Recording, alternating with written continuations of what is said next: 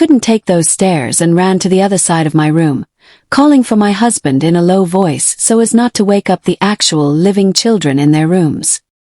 He came in and found me curled up in a corner, shaking. I asked if he had seen them, the dead kids, when he came into the kitchen, and he said no, of course not. They were gone when we went to investigate, and as far as I know, he never saw them, and I never saw them again. There were a few other instances of shadow people and banging doors, but that was the most vivid instance of supernatural activity in that house. Scared out of my mind. I never really believed in ghosts until I came face to face with a few. The first experience that I had was when I spent the weekend at my grandmother's. It was around 9 o'clock or so. On Saturday nights I would always watch a scary television show. It was down to the last 5 minutes of it, and I was already scared. I heard my name and the voice sounded exactly like my grandmother's. So I went in the den where she was to go ask her did she call me. She told me no, and I could tell she was freaked out by the look in her eyes. Now, my grandmother loves to play tricks on people, but she wasn't up for tricking me this night. So I went back in her room to watch the last 5 minutes of the show. When it was over, she came in to tell me it was time for me to go to bed. I went to go in my room to get ready for bed. Something told me to look out in the hallway.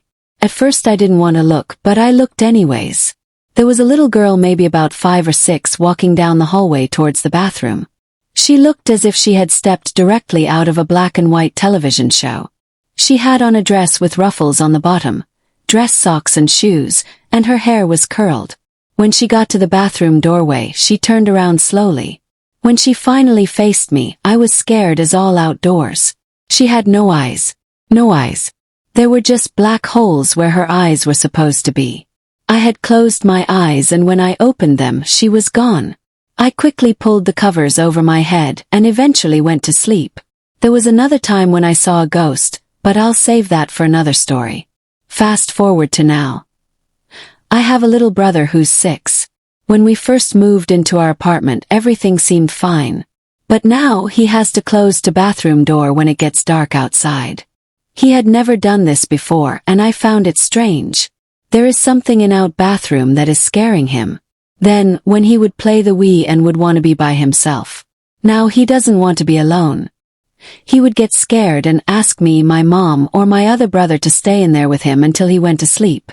I'm scared because I don't know who or what it is that is scaring him. I would try to ask him what it is, but he's too afraid to talk about it.